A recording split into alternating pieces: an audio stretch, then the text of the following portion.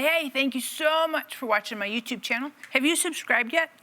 You need to hit the button and subscribe. Because seriously, new content every week and super encouraging, and I try to keep it short and meaningful.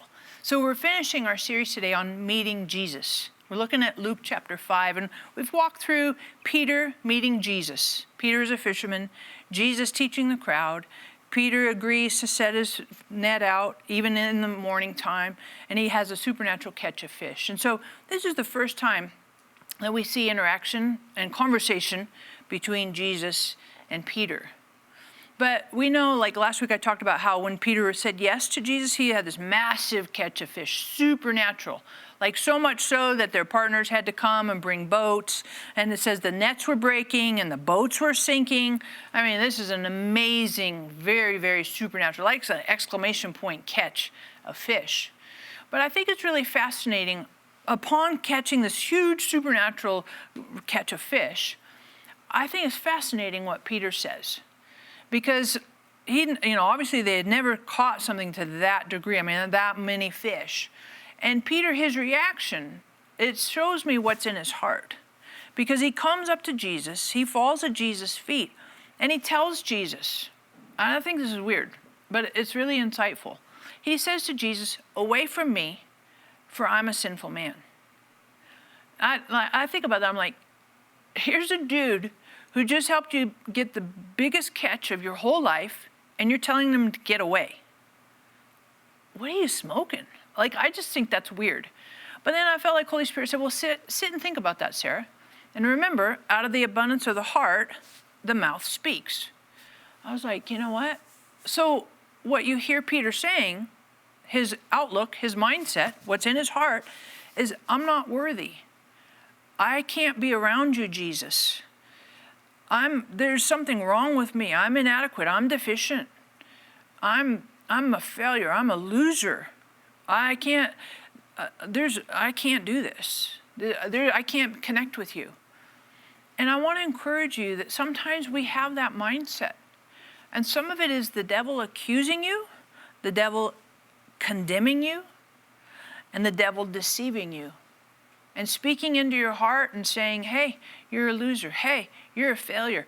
Hey, you're worthless. Hey, you need to separate. The devil always wants to separate you from Jesus. But Jesus always goes the extra mile to connect with you. And I just encourage you today that you may have entertained some of those thoughts. You're worthless, full of shame, the accusations, the condemnations, and maybe you have.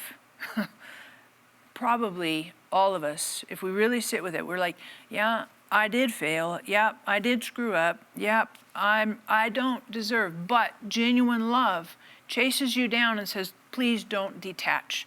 Please don't disconnect. Please don't separate yourself. Paul says that to us. Nothing can separate us from the love of God. And that is what Jesus said, in essence, to Peter. Dude, I can appreciate that you don't feel worthy. I can appreciate that by contrast, you feel inadequate. But I didn't come along here to condemn you. I didn't come along here to make you feel less than or substandard. I came here to connect you to your divine purpose and destiny.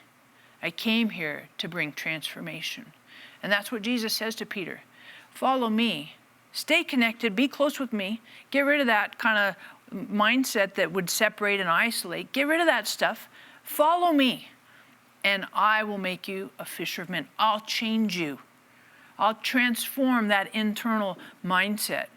I'll turn you into something far more supernatural than you could in your natural, limited thinking. And family, that's what happens when we meet Jesus and when we say yes to Jesus. And I love it too. That's when we're honest. Jesus, I don't know.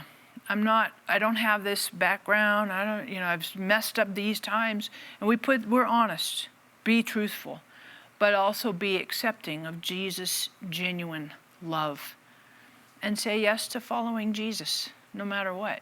Okay, Jesus, I will follow you. And Peter did. He dropped the nets, he left his boats, and he followed Jesus. And the next almost 3 years of Peter's life, the rest of his life was one giant supernatural adventure. an experience of connecting with Jesus, the supernatural miracles, knowing Jesus, being a part of the resurrection, being part of his ascension, being part of the day of Pentecost. I mean, think about Peter. And it all starts with Peter saying, okay, I'll follow you. And I want to encourage you today that when we meet with Jesus, let's just determine each and every day, I'm here to meet with you.